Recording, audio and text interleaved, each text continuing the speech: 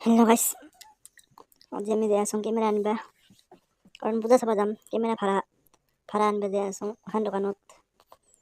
চাকৰিখন পাইলোঁ নদী চদী পাৰ হৈ যাব লাগিব, কাৰণ নদীৰ ওপাৰেহে আছে দোকানখন।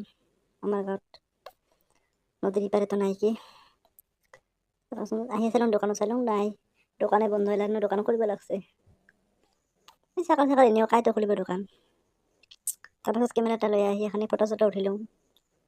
মানে চাহ বাগানত টেষ্টটো চাব লাগিব না, 500 টাকা ভাড়া দিছোঁ।